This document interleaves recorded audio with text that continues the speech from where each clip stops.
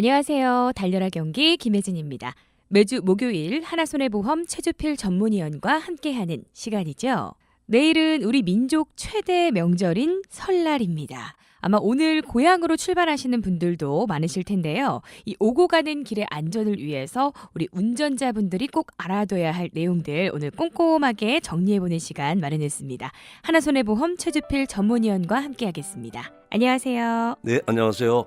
네, 먼저 오고 가는 길에 우리가 가장 중요한 것, 가족들의 안전이겠죠? 그렇죠. 어떤 점에 좀 우리가 주의를 해야 될까요? 아무리 강조해도 지나침이 없는 것 하면 건강 불조심 교통안전 아니겠습니까? 그렇죠. 근데 그 공통점이 있습니다. 저절로 이루어지지 않는다는 거죠. 네. 노력한 만큼 지켜집니다. 그래서 안전운전을 위해서 몇 가지 당부의 말씀을 좀 드리면 네. 첫째는 과자 그리고 급자가 붙은 행동은 좀 삼가시기 바랍니다.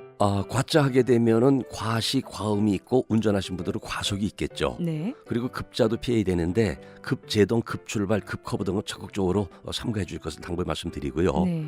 그리고 천하장사도 못 드는 게 눈꺼풀이고 예령은 있는데 본령이 없는 게 졸음이거든요. 그렇죠. 운전하시는 분들 필요하지 않게 충분한 휴식 취해주는 것 잊지 마십시오. 네. 그리고 세 번째로는 그 안전띠를 안 매시는 분들이 간혹 있습니다. 맞아요. 근데 나의 안전을 염려해주는 아내 그리고 어머니의 따뜻한 팔입니다. 그리고 자동차 안에는 당연히 자녀들이 타고 있을 텐데 부모님들이 운전하시는 모습을 지금 자녀들이 보면서 이렇게 관찰하고 있다는 생각하면서 자녀들에게 교통안전에 대한 산교육의 장으로 적극 활용해 주실 것도 아울러 당부드립니다. 네. 그리고 사고 위험에 적극적으로 대비한다는 차원에서 차간거리는 충분하게 대형차는 바짝 따라가지 말아야 되겠고 언덕길 내려갈 때 엔진 브레이크 사용하는 것도 잊지 마시기 바랍니다. 이 뒷좌석 안전띠도 빠지면 안 그럼요. 되겠죠. 네. 평소와 달리 우리가 좀 자동차에 대한 점검 이런 것도 좀 빠뜨려서는 안 될 것 같아요. 뭐 시대가 바뀌고 세월이 흘러도 변함없는 그 진리가 하나 있거든요. 네. 만사부려튼튼 유비무환입니다. 어. 그리고 자동차가 한 대 만약에 고장나게 되면은 이런 설날 같은 명절 때는 1000대 이상의 자동차가 영향을 받게 되고요. 그렇죠. 그때부터 짜증 그리고 고행길이 시작이 됩니다. 그러니까 뭐 괜찮겠지 하는 생각보다는 언제든지 자동차로 고장날 수 있거든요. 네. 출발하시기 전에 점검하는 거 잊지 마시고요. 네. 점검한 결과 아무 이상 없습니다. 잘 다녀오십시오라고 했을 때 자동차에 대한 자신감 그리고 신뢰감을 갖고 출발하는 것도 좋겠습니다. 그리고 고속도로 휴게소에 완성차 업계 무상 점검만이 이번 설날에도 많이 도움을 주시거든요. 네. 운행하실 때 만약에 이상이 있다면 그분들에게 도움을 요청하는 것도 좋겠습니다.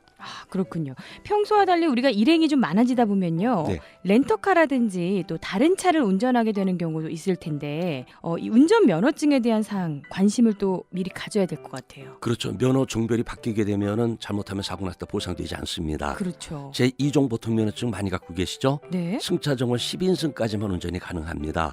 화물 자동차는 4톤까지인데 공통점은 자가용만 운전할 수 있다는 거죠. 네. 영업용 운전할 수 없습니다. 네. 그리고 제1종 보통면허는 자가용, 영업용 모두 운전할 수 있습니다만 네. 승차 정원은 승합차는 15인승까지, 음. 화물차는 12톤까지만 운전할 수 있고요. 네. 승차 정원 15인승 초과나 12톤 이상 화물차는 일정 대형 면허증이 있어야 됩니다. 네. 특히 승합차를 보면은 겉모양 비슷한데 10인승짜리하고 12인승짜리가 있습니다. 네. 집에 10인승짜리가 있어서 이종 보통 가지고 자동차 운전을 했었는데 렌트카를 빌렸는데 12인승 모양이 같으니까 괜찮겠지 사고 나면 보상되지 않습니다. 그렇군요.